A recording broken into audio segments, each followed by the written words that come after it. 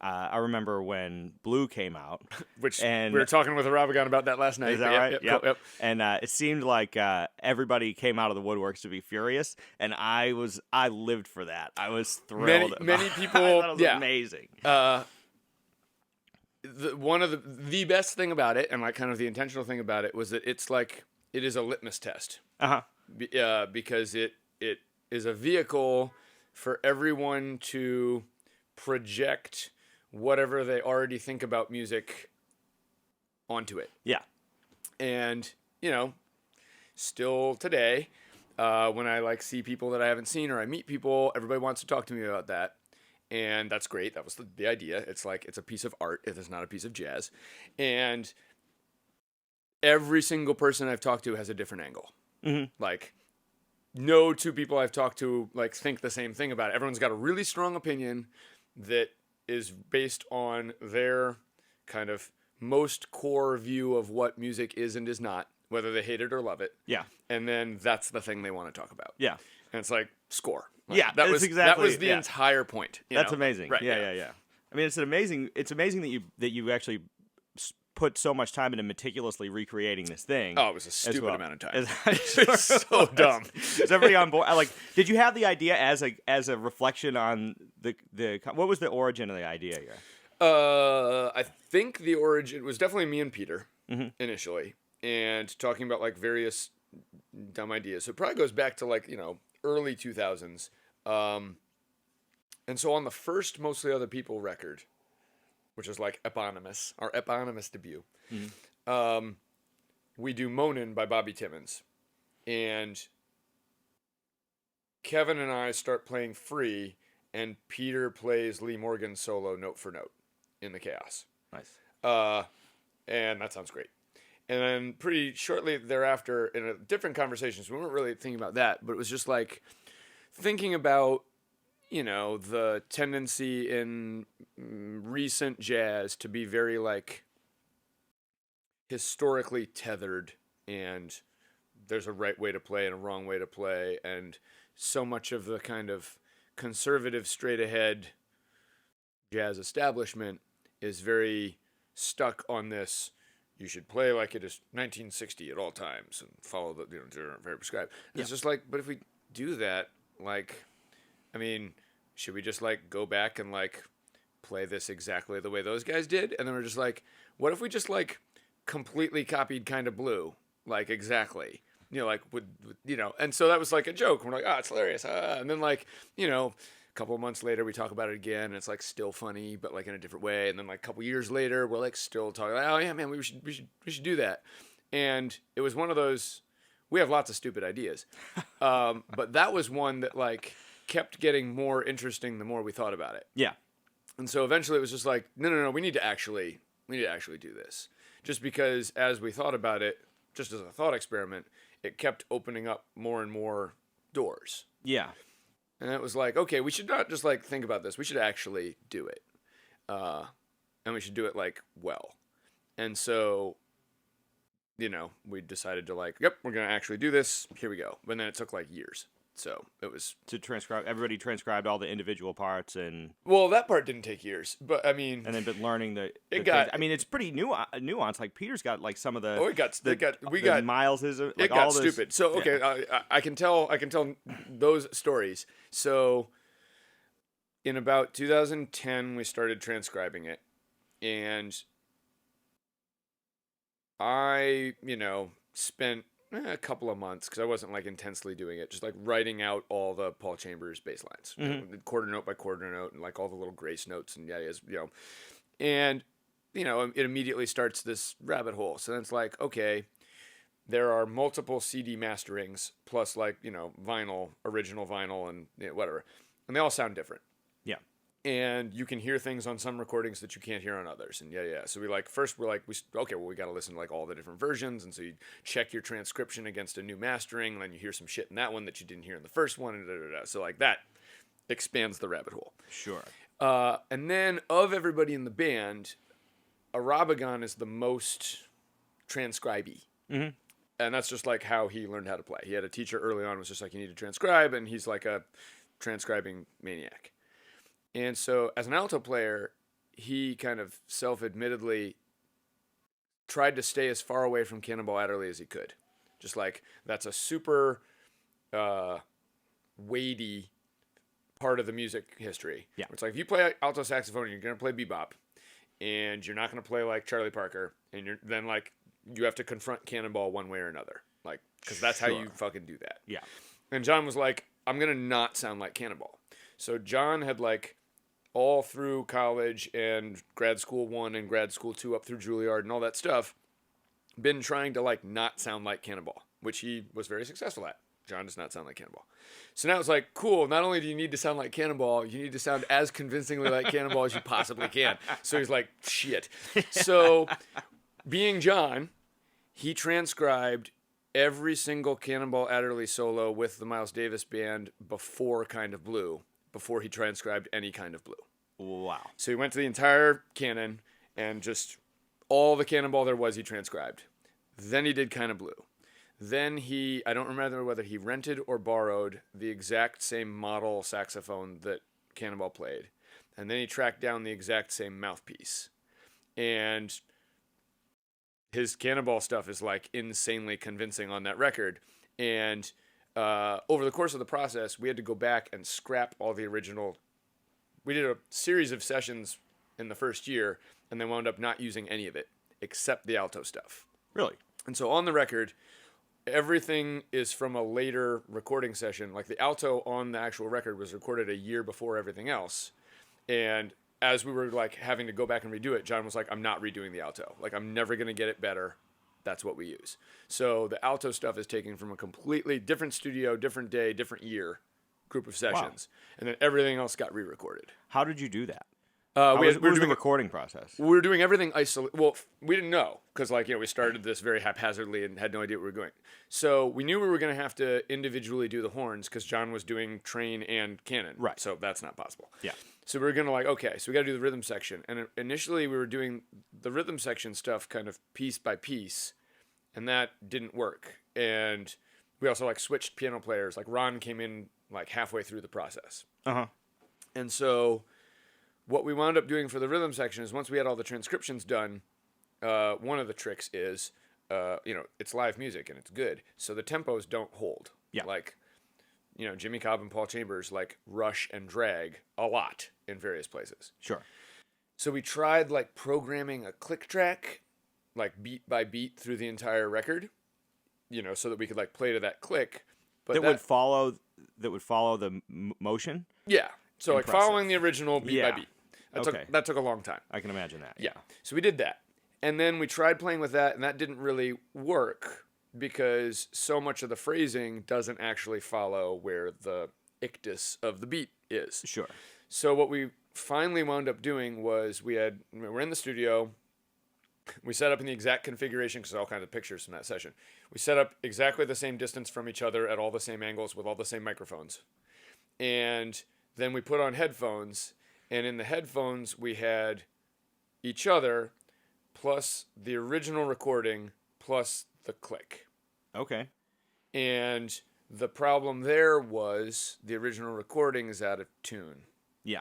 And so we had to record to that in order to get the tempos right and yada yada. So in our headphones we were hearing a click track that kind of lines up with every beat, the original recording so that we could hear where one or more people was slightly off to the beat, which is out of tune. Which is also out of tune on half the tracks. Okay. Only. And then hearing each other in real time. Yeah. So it was super chaotic and dense and difficult, and that took a bunch of sessions. Yeah. So then we had unreal, honestly. Right. That's crazy. So then we had that done, and then we left the setup, and Peter and John came into the studio with because while we were recording the rhythm section, we also had the horn mics set up and live because there's going to be so you can hear that. Right. Right. So then we had John and Peter come in with all the other mics still on and in place, and they recorded their parts in the same room with the same configuration for the tenor parts and the trumpet parts. And then we, flew in the alto parts from the other session and mixed them down because the horn parts were always playing along with the original recording in their ear. Okay. Along with the rhythm section. So it works. Yeah. Right. And it doesn't totally work. One of the best criticisms we got of that was like, level-headed and nuanced, was Ethan Iverson, Okay. who wrote a big blog post about it. And he was like, the biggest problem with it is it doesn't swing. And I was like, you're right. Interesting. And it's just because there's so many cooks in the kitchen that like the way swing works is that there's this like agreed upon center of the beat that then everyone is like smearing a little bit. Yeah. And because especially Kevin and I were hearing so many simultaneous notes, it's not just the two of us playing, it's four people playing. And Right. since we're kind of playing this weird game of cat and mouse, both with each other and with Jimmy Cobb and Paul Chambers, very often, like, it doesn't lock up the way the original locks up.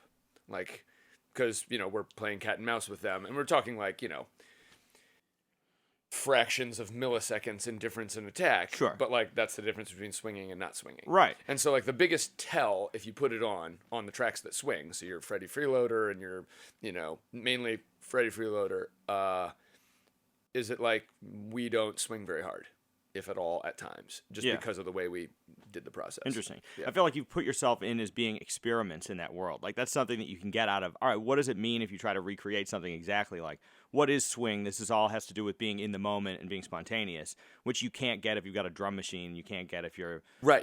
Trying to stick to the swing specifics of whatever. Yeah, swing is based on there's this, like, actually steady beat at the center that then everyone is ignoring, tactically ignoring. Yeah. So that things are a little ahead or a little behind by just the right amount that's not really notatable. Right. And has to be felt. And when you're doing this, like, very elaborate studio setup, I mean, again, if we, had spent another, like, several years on it, we probably would have been able to get it a little better. But, like, you got to draw a line in the sand and be like, Sounds like fuck it, that's as good as we can get this. Like, that's where we're at. You already went the distance on that. And so on the tunes that don't swing in that way, so like Blue and Green and Flamenco Sketches, I think are a lot more convincing in our recreation because that tell isn't as prevalent. Sure. Like with those, I did a radio interview when it came out with Kurt Gottschalk, and he was like, playing, A-B'ing them on the radio, and he played Blue and Green, and I was like, through these headphones, like, I can't tell if this is us or them. That's pretty amazing. Like, because, it's like, realistically, I've probably listened to that record more than any other human. And you get down into that thing where, like, you're listening to certain aspects of the sound. And it's like we all had the experience of, like, A being our version with the other version when we were doing mixes and being like, man, on this, like, it just doesn't, like, the piano just doesn't sound right. And then, like, realizing we were listening to the original. It's like, God damn it. Okay, switch them again then, I guess. Fuck, because when you're so far in there, you just, like, you lose track of reality and, like, we stop being able to tell which was which after a while when you're focusing in on, getting the right reverb on the piano on this, like, one exposed note or whatever. Yeah. It's like, okay, play the original again. Okay, now play ours. All right, back again. All right, cool. Yeah, raise that up a little bit. Oh, wait, they were switched? Like, shit, I don't know. Like, just leave it how it is. It's a little bit like that. I mean, mixing anything to some degree, you listen to the stuff enough, you go, well, we need to bring up the highs in this place and then a little more reverb. And then after a while, it becomes mathematics anyway. I don't know how people do it. Exactly. You draw a line in the sand. You're like, that is good enough. Yeah, like, cool. That's going to work. Get. Yeah. So we had a lot of, and that becomes really interesting. And then, like, kind of, if it's a litmus test for everybody, the me litmus test is that the most interesting stuff are all the things about it that we couldn't copy. And so like what? So the swing is one of them. Well, the swing is a feel thing, and that, like, gets to a core thing about, like, playing in a rhythm section and what playing in a rhythm section means and how bass player and drummer's job is to reach a consensus. And, like, when that consensus gets met is where you get when things groove. And it just, like, there's a uniform feel of how we are articulating both the beat and the swing and the subdivisions that is now agreed upon. And there's, you get this flow. Yeah. That is a thing that, when kind of jazz musicians criticized, like, 60s rock musicians, that was a valid criticism. Where, like, if you have, like, a very square 4-on-the-4 beat and everyone's, like, trying to be really precise and it's just eighth notes, that doesn't groove, really. Sure. So there's that, like, that's the minutia you can't copy. Like, I will never be Paul Chambers, and Kevin will never be Jimmy Cobb. And because we are not those humans, we will reach a different consensus. So when Kevin and I groove, there's a 0% chance it will ever be the same as those two guys. Sure. You know? Yeah. But we're going to try. Yeah. And as you get closer and closer, the differences get magnified. Because it's like, it's so close that it's like the uncanny valley thing. Like, it's more wrong the closer it gets. Because it brings out all that stuff where it's just like, right, like, I don't know why, but like, that note's wrong. It's like, but it's not wrong. Yeah. We can see it's not wrong, but it sounds wrong. It sounds wrong. Yeah. And like, the reason why it sounds wrong is music. Yeah, exactly. Yeah. You know? And so then we were having this conversation with Rabagon last night where, you know, John doesn't sound like Coltrane. Shocker. Yeah.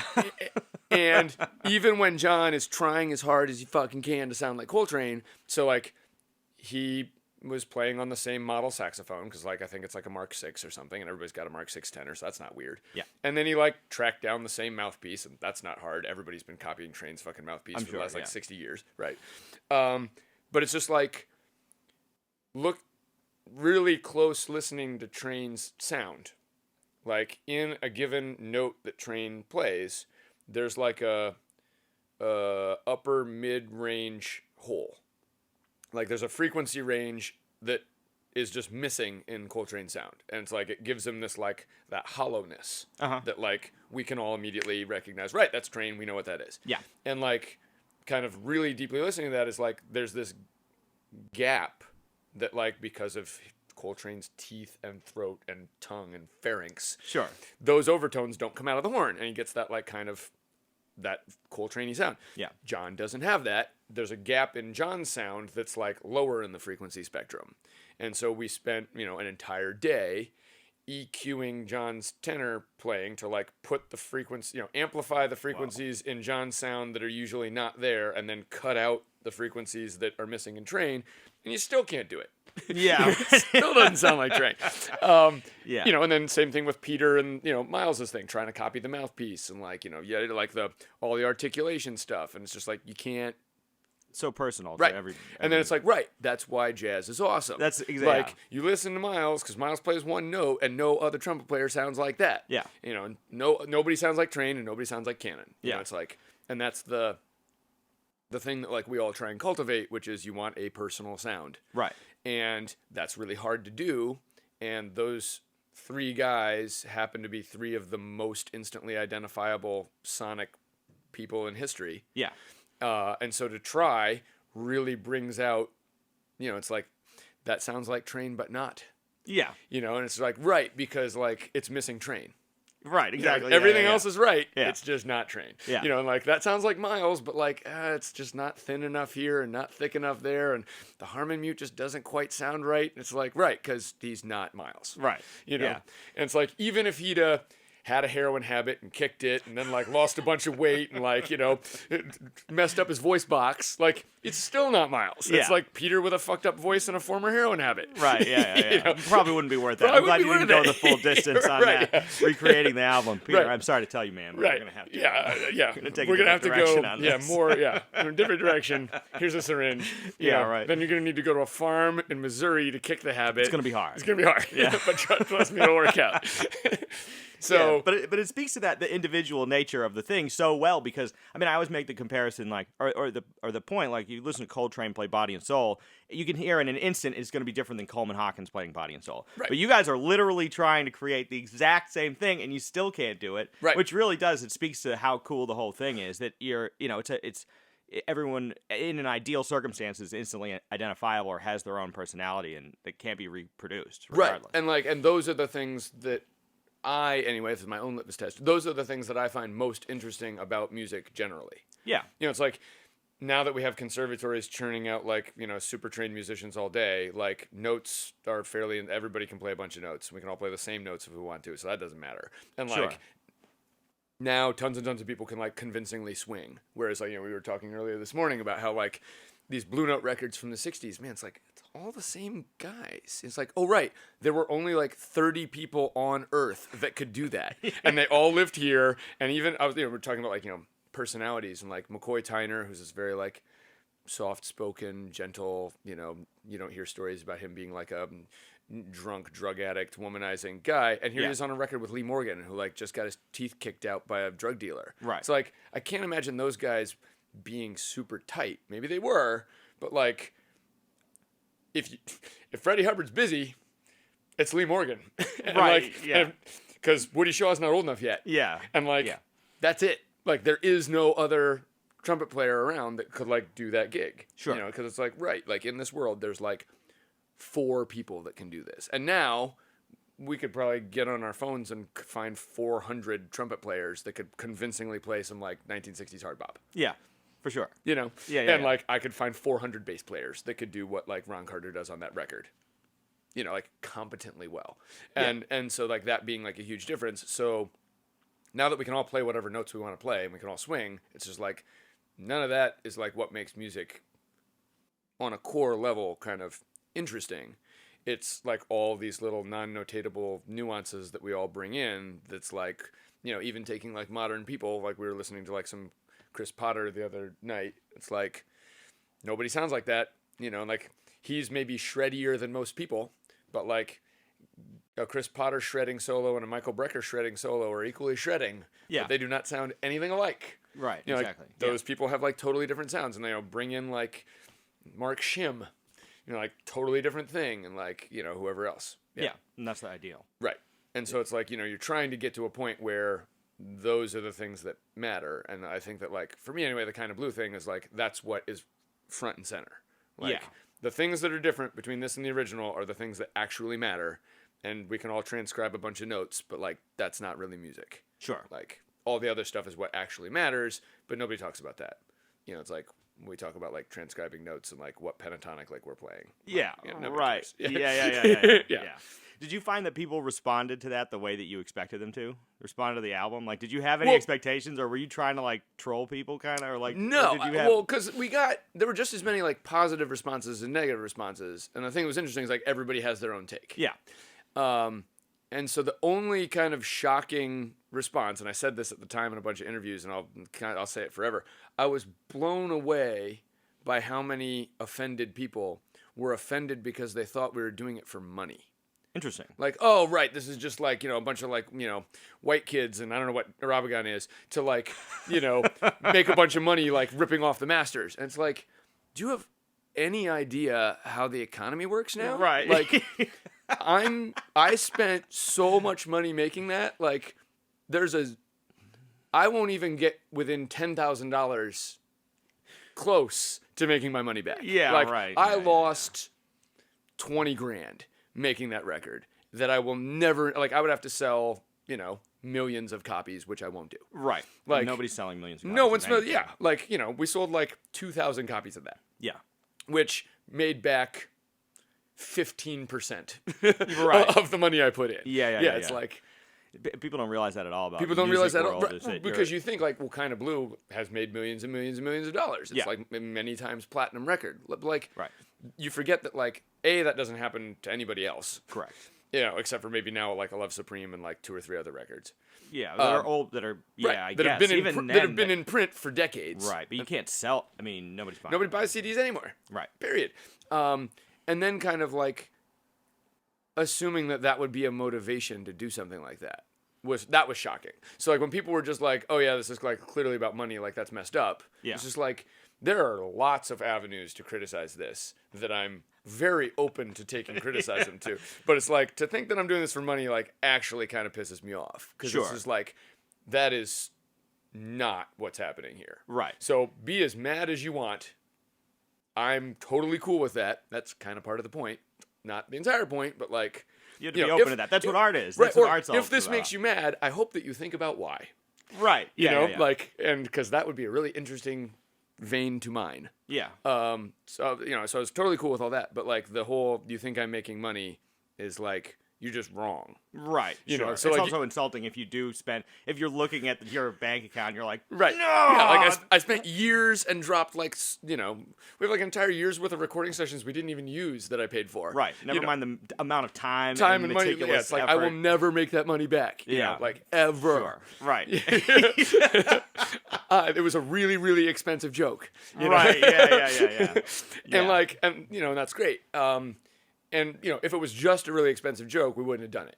But it was like, No, but it was a is really a statement. expensive piece of art. Yeah. That was designed to get people to think about music, which it did. Right.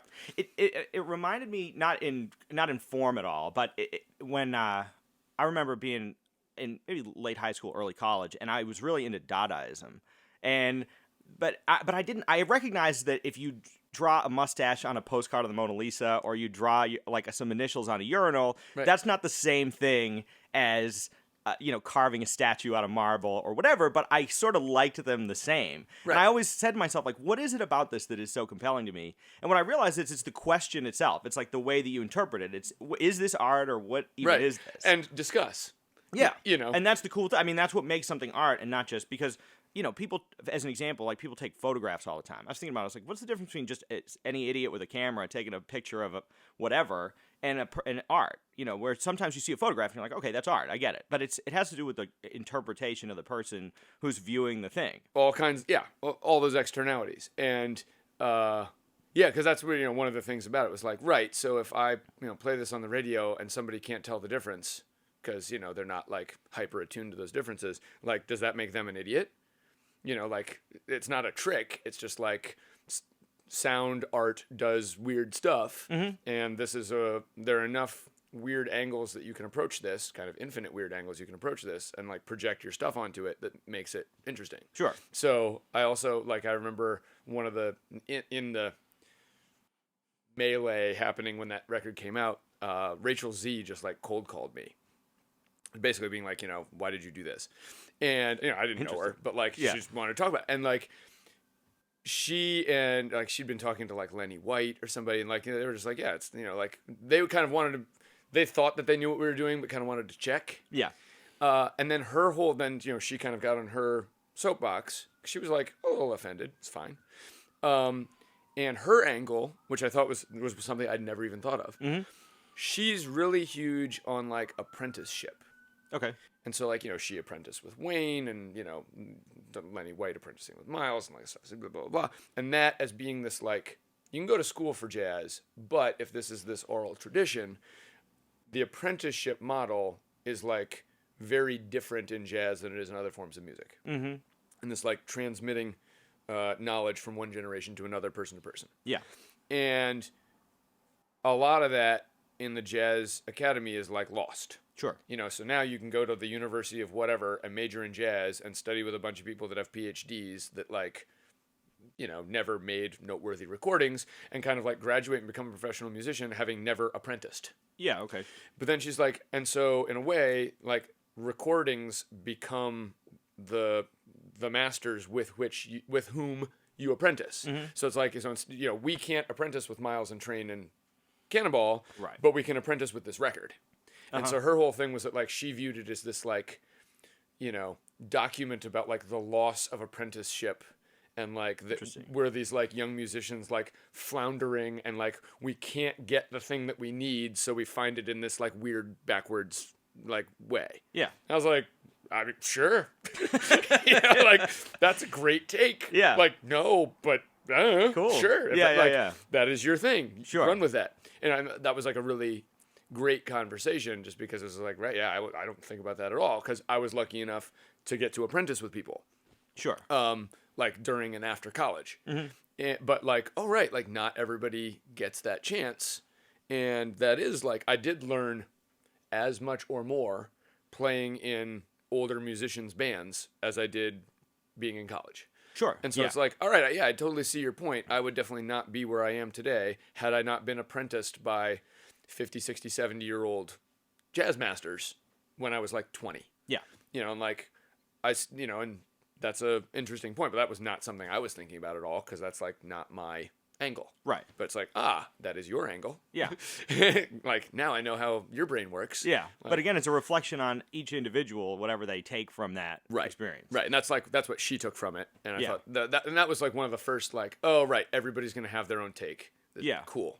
Like, You it know works. what? Yeah, for sure. It's interesting because it seems like that record is a complete departure from the other stuff that you totally. did. Yeah. But at the same time, it's totally in line with the philosophy of, all right, we're going to name these after towns in Philadelphia and let people fill in the gaps as they are. Like, it seems to like everything you're doing seems to have that, all right, you can interpret this in your own way. You can reflect on this however you want. And that falls in line with that completely, even though it's a completely different approach. There's another angle that I had not considered, even like 6 years later. So yeah, no, I totally agree with that. I never thought about that at all. But yeah, it's a really good point. Yeah, it is essentially the same thing in that way. Cool. Nice. Yeah. Yeah. There's the Bobby angle. There you go. Yeah, who got knows? it. I don't know. That's a really good one. Yeah, like that's not one that I've talked about before. So yeah, it's really good. And yeah, I think that like that was another kind of like Ethan Iverson signing off. It was just like, right, this is like not really jazz. It's like conceptual art. Yeah. And it's a piece of like jazz conceptual art. So, you're not going to listen to this to like hear it. Like, no one should ever like listen to that for like because they want to listen to that. You should listen to fucking Kind of Blue. It's better. But it exists to like be heard as this other thing in the same way that like, Duchamp's Urinal exists to like force you to reconsider how sculpture works. Right. It's like, here's a smooth marble surface that is very well crafted, much like Michelangelo's David. Yeah. Discuss. Exactly, right. Yeah. Like, is it different? How? Oh, do go on. Yeah. Right. Yeah. If I'm an thing. alien, that's some white rock, and that's some white rock, and they're both smooth and shiny. Yeah. Like, next. Yeah. Like, oh, they're different. Cool. How? Yeah. Exactly. Yeah. Right. Yeah. And so, yeah, I mean, it still happens, like every place I go, like I get into this conversation. It's great, and people want to talk about it, and like, hopefully that will be, I'm fine with that being like my legacy. As many people have pointed out, like, you're going to be the Kind of Blue guy now, like forever. And it's like, cool. Like, I'm comfortable with that. Yeah. Well, like, it was just a part of it, right, but hopefully they hear some other music I made, but maybe not. Like, yeah. It's fine. Have you found that people have gone from that? Like, has that sent people in the direction of the other? I don't know. I mean, if you're the kind of person that hears the Kind of Blue thing and like thinks we're like a normal jazz band, and then like puts on Shamokin, you're gonna be very confused. So it's kind of part of the thing. I was surprised. I was like, man, I can't believe you got Kevin Shea to manage to stick to like tame. Of everybody in the band, like Kevin had to go the farthest. I almost was just waiting. You listen. Yeah, you're waiting for Kevin to do Kevin. Yeah, and it's like he doesn't get to. Yeah. He was super uncomfortable. Yeah. But yeah, it's just like, yeah, for people that know Kevin's playing, hearing Kevin do that is like unbelievably shocking. I think even more shocking than his playing. I think it's way more shocking than anything else about that record is like Kevin playing fairly evenly displaced quarter notes. Like that never happens. Yeah. But it speaks to the point that that people in the group are able to switch back and forth or have that full vocabulary or whatever. Yeah. Yeah. I mean, Kevin's virtuosity is insane. Yeah. And he is violently philosophically opposed to playing straight time.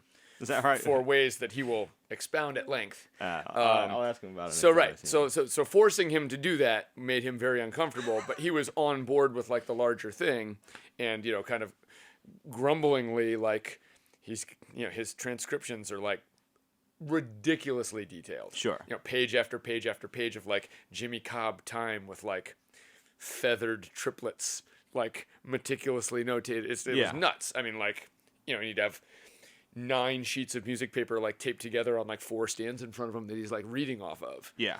It's bananas. But it's like looking at it, it's like, that is exactly what Jimmy Cobb plays right there. Right. Like, you nailed it. Wow. Also, in fun facts, Jimmy Cobb had a 4-piece drum set set up in the studio. He plays the floor tom once and the rack tom 0 times on Kind of Blue. Like, so they set it up and mic'd it. He never played the rack tom. That's funny. Yeah, huh? on that entire record. Could be. You might want that little resonance from the whatever. Yeah, well, it was there. Yeah. Like, we actually had the exact same drum set. So we got like the same model drum set. Oh, wow. So we matched the cymbals. It's there. Yeah. He doesn't play it. That's funny. It's great. I want to go back and listen to find that one floor tom. Yeah, it's great. It's when he does it, it's real obvious. But it's like all the fills and chatter are like snare drum stuff. Yeah, Yeah, that makes sense. which is killer. I mean, it's like the Jimmy Cobb sound. Mm-hmm. Yeah.